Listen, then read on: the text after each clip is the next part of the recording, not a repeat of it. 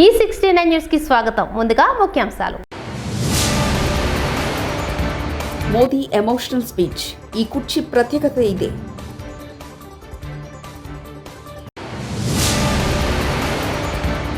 రండి కలిసికట్టుగా ముందుకు సాగుదాం.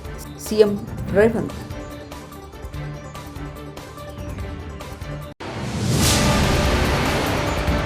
డెబ్బై 2 గంటలు టైం ఇస్తున్నా.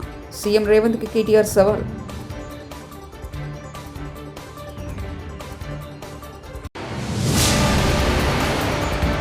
పవన్, నీదే టెంట్ హౌస్ పార్టీ. కనీసం నీ శాఖ గురించైనా తెలుసా? Perni Nani. Trinidad and Tobago పర్యటనలో ఉన్న భారత ప్రధాని నరేంద్ర మోదీ ఎమోషనల్ అయ్యారు. అక్కడి పార్లమెంటుకు హాజరైన మోదీ ఇరు దేశాల మధ్య అనుబంధం గురించి మాట్లాడుతూ భావోద్వేగానికి లోనయ్యారు. ట్రినిడాడ్ అండ్ టొబాగోతో భారత్కున్న అనుబంధం, చారిత్రాత్మక సంబంధాల గురించి ప్రత్యేకంగా మాట్లాడారు. ప్రసంగం మధ్యలో స్పీకర్ చైర్ గురించి ప్రస్తావించారు మోదీ. దీని చెక్కతో చేసిన సాధన కుర్చీలా చూడొద్దని, ఇది భారత్, ట్రినిడాడ్ అండ్ టొబాగో మధ్య ఉన్న స్నేహం, నమ్మకం, దృఢమైన ప్రజాస్వామ్య బంధానికి నిదర్శనమని తెలిపారు. ప్రధాని ప్రస్తావనతో అసలు ఈ కుర్చీకున్న చరిత్ర ఏంటో కనుక్కునేందుకు చాలామంది ఆసక్తి చూపిస్తున్నారు. మరి చైర్ హిస్టరీ ఏంటో ఇప్పుడు చూద్దాం.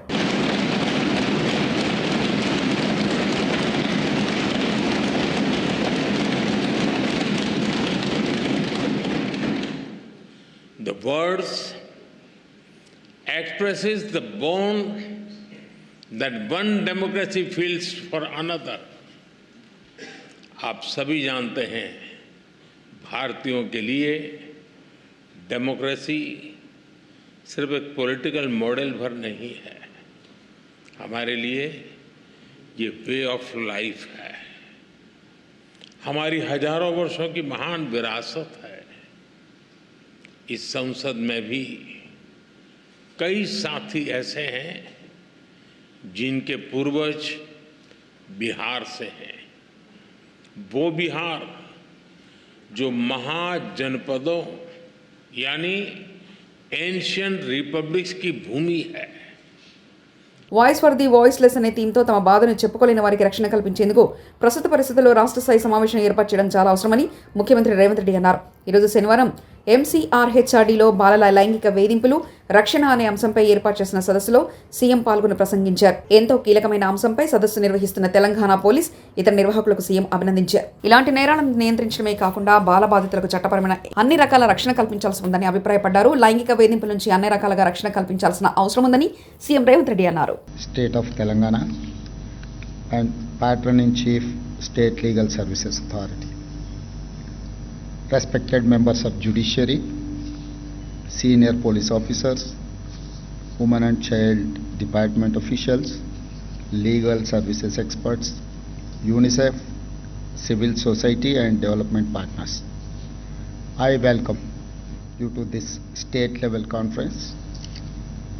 The theme, Voice for the Voiceless, is very important for our society. I congratulate the Telangana Police and other organizers for holding this conference. We must put child survivors at the center of our legal and moral framework in fighting this heinous crime against humanity. We have to protect our children from sexual abuse at any cost and with all means. My government gives top priority to the protection of children and women. Telangana Bharosa project has 29 centers. It provides police support, legal aid, medical assistance and counseling in a friendly environment. Telangana pioneered child-friendly courts run by Hyderabad Bharosa Center. The goal is not just faster cases disposal, but total child protection and development. POCSO Act and Juvenile Justice Act are highly progressive instruments in our legal framework, but they come with problems. We must ensure procedure help child victims, not hurt them. రైతులకు ఎవరేం చేశారో చర్చిద్దామంటూ ముఖ్యమంత్రి రేవంత్ రెడ్డికి మాజీ మంత్రి KTR challenge విసిరారు. ఈరోజు శనివారం మంత్రి మీడియాతో మాట్లాడుతూ ఈ నెల 8న ఉదయం 11 గంటలకు సోమాజిగూడ ప్రెస్ క్లబ్లో రేవంత్ రెడ్డితో చర్చకు సిద్ధమని సవాల్ విసిరారు. 72 గంటల సమయం ఇస్తామని సీఎం రేవంత్ రెడ్డి ప్రిపేర్ అయి రావాలన్నారు. పేటీఎం మాదిరి పే సీఎంగా రేవంత్ రెడ్డి పేరు సంపాదించారని విమర్శించారు. రైతు బంధును కాంగ్రెస్ ప్రభుత్వం ఖచ్చితంగా ఎగ్గొడుతుందని మండిపడ్డారు. అన్నదాతకు సున్నం పెట్టిందే కాంగ్రెస్ ప్రభుత్వం అంటూ విరుచుకుపడ్డారు. రైతు సమస్యలపై చింతమడకు కొండారెడ్డిపల్లికైనా సరే రేవంత్ రెడ్డికి చర్చకు రెడీ అంటూ స్పష్టం చేశారు. దళిత బంధు రేవంత్ రెడ్డి గారి ద్వారా అందుకున్న దళితులు ఓట్లేయాలనా? ఎస్సీ ఎస్టీ డిక్లరేషన్ అమలు చేసినందుకు 12 లక్షల అభయహస్తం ఇచ్చినందుకు దళితులు గిరిజనులు వేయాలనా? 4,000 పెన్షన్లు ఇచ్చినందుకు ముసలోళ్ళు వేయాలనా? 2 లక్షల ఉద్యోగాలు ఇచ్చినందుకు పిల్లలు వేయాలనా? లేకపోతే నువ్వు 2,500 ఇస్తున్నందుకు మహిళలు వేయాలనా? ఎవడేయాలి నీకు ఓటు? లేకపోతే నువ్వు ఎగ్గొట్టినందుకు రైతు బంధు రైతులు వేయాలనా? ఎవడేయాలి? ఎందుకు వేయాలి? ఏ వర్గం సంతోషంగా ఉంది? చచ్చిపోతున్న ఆటో డ్రైవర్లు వేయాలనా నీకు ఓట్లు? ఎవరేయాలి? ఏ వర్గం సంతోషంగా ఉంది తెలంగాణలో? ఒకటే ఒక వర్గం సంతోషంగా ఉంది. రేవంత్ రెడ్డి ఆయన తొట్టి గ్యాంగ్ ఒకటి ఉంటుంది. పేర్లు చెప్పండి, చెప్తా కానీ ఇప్పుడు వద్దు, మరోసారి చెప్తా. ఆ తొట్టి గ్యాంగ్ మాత్రం బాగా భయంకరమైన దోపిడీ, దండుపాలెం ముఠాలెక్క దోచుకునే పనులుంది. వాళ్ళు మాత్రం సంతోషంగా ఉన్నారు. బిల్డర్లను గోకుడు, కాంట్రాక్టర్లను గీకుడు, ఆ పనిలో మాత్రం ఫుల్ ఉన్నారు, బిజీగా ఉన్నారు. ఆయననే చెప్పిండి నిన్న, కేసీఆర్ వస్తాడా కేటీఆర్ వస్తాడా అన్నాడు. మరి నేను వస్తా అంటున్నా. నీకు దమ్ముంటే రా, లేదంటే ఇంకొక ప్రతిపాదన 8 తారీఖు నాడు, ఇలా 5 తారీఖు, ఎందుకంటే ముఖ్యమంత్రి గారికి ప్రిపేర్ అయ్యేందుకు టైం పడుతుంది. 8 తారీఖు నాడు 11 గంటలకు మేమందరం వస్తాం. సోమాజిగూడ ప్రెస్ క్లబ్ రా, నీకో కుర్చీ చేసి పెడతాం. నీ కార్యకర్తలతో సహా వస్తావా, నీ ఎమ్మెల్యేలతో సహా వస్తావా, వాళ్ళు ఎంతమంది వస్తారో చెప్తే వాళ్ళకు కూడా ఇంతజాం చేస్తాం. ఛాయ్ బిస్కెట్ కూడా మా సోమాజిగూడ ప్రెస్ సోదరులను అడిగి అది కూడా ఏర్పాటు చేస్తాం.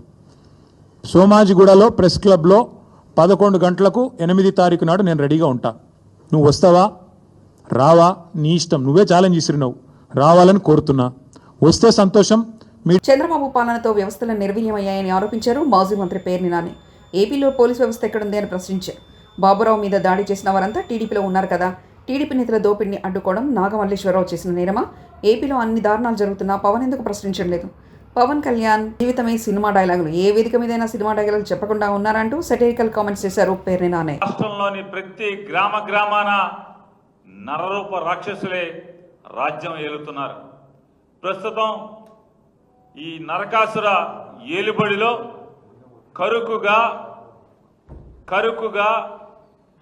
నిటారుగా రౌడీ మూకలను, ఆడపిల్లలను చెరబట్టే కిరాతకులను, రాజకీయ ముసుగులేసుకొని హత్యలు ఘాతకాలు చేస్తున్నటువంటి సైకోగాళ్లను, లేదా ఇట్లాంటి దుర్మార్గులందరికీ సింహ స్వప్నంలా ఉండాల్సినటువంటి కాకి చొక్కాను సింహ స్వప్నంలాగా ఈ కిరాతక మూకలకు సింహ స్వప్నంలాగా ఉండాల్సినటువంటి కాకి చొక్కాను నలిగిపోయిన శుద్ధి మెత్తగా తయారు చేసి ప్రజల మాన ప్రాణాలకు ఈ రాష్ట్రంలో రక్షణ లేకుండా చేస్తున్నటువంటి నారా చంద్రబాబు నాయుడు గారి పరిపాలన చూస్తే ఇప్పటికే ప్రజల్లో ఏహ్యభావం మొదలైంది.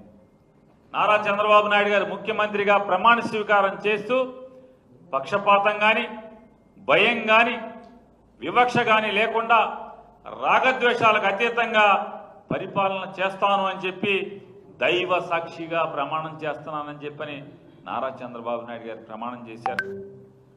అంటే దేవుడు సాక్షిగా ప్రమాణం చేసినటువంటి నారా చంద్రబాబు నాయుడు గారు ఇవాళ గడచిన సంవత్సర కాలంగా అంటే దేవుడు సాక్షిగా ప్రమాణం చేసినటువంటి నారా చంద్రబాబు నాయుడు గారు ఏపీలో కూటమి ప్రభుత్వం మామిడి రైతులతో చెలగాట మారుతుందని ఆరోపించారు మాజీ TDT chairman Bhumana Karunakar Reddy.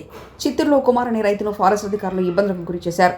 Bin లాడెన్స్ America దాడి చేసినట్లు మారుమూల గ్రామాల్లో ఉన్న రైతును కూటమి నేతలు భయభ్రాంతులకు గురి చేస్తున్నారని మండిపడ్డారు. రైతుల కోసం వైఎస్ జగన్ తప్పకుండా వస్తారు, వారిని కలిసి కష్టాలను తెలుసుకుంటారని తెలిపారు. మీరు ఎన్ని ఆటంకాలు కలిగించినా జగన్మోహన్ రెడ్డి గారు రావటం తథ్యం. అలాగే జగన్మోహన్ రెడ్డి గారి ప్రోగ్రాం క్యాన్సిల్ అయ్యిందని కూడా తెలుగుదేశం పార్టీకి, జనసేన పార్టీకి సంబంధించిన వాళ్ళు ప్రచారం కూడా పెట్టారు.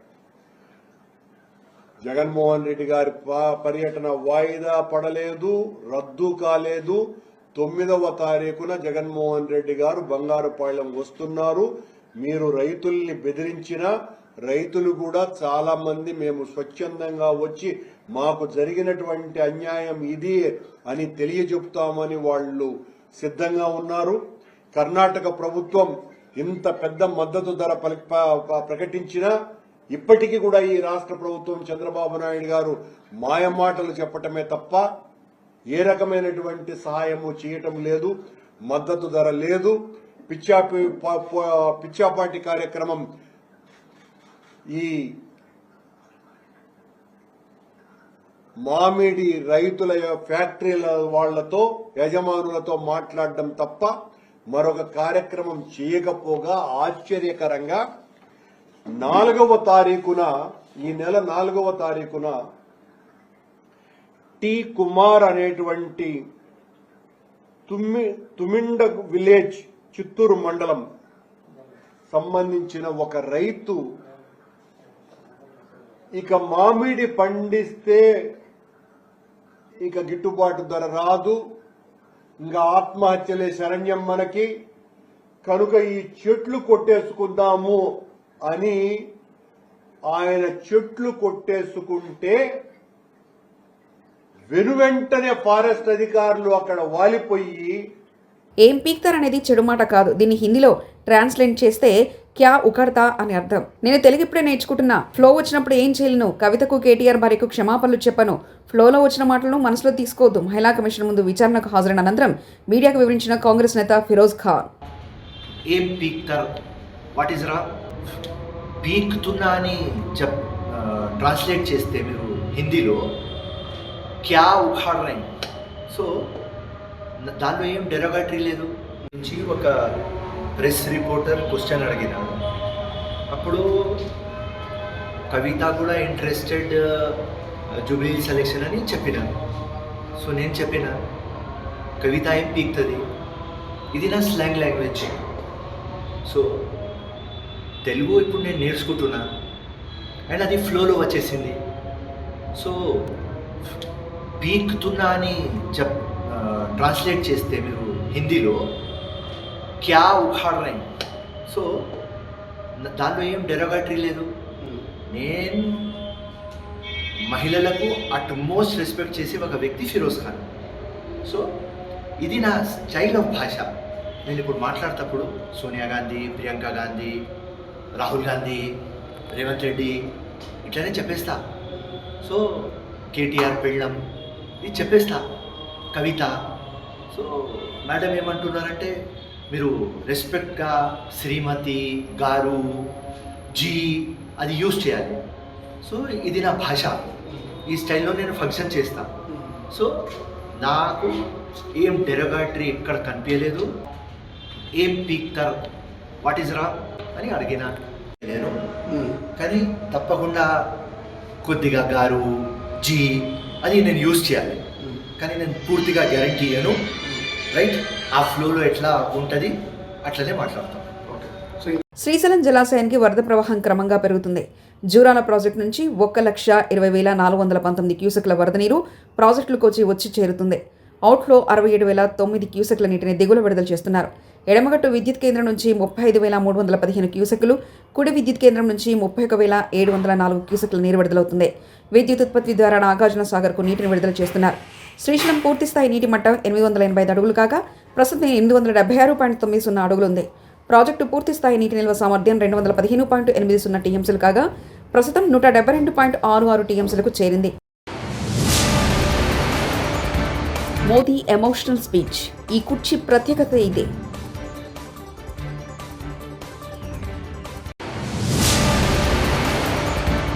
రండి కలిసికట్టుగా ముందుకు సాగుదాం.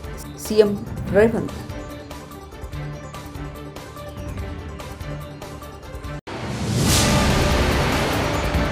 డెబ్బై 2 గంటలు టైం ఇస్తున్నా. సీఎం రేవంత్కి కేటీఆర్ సవాల్.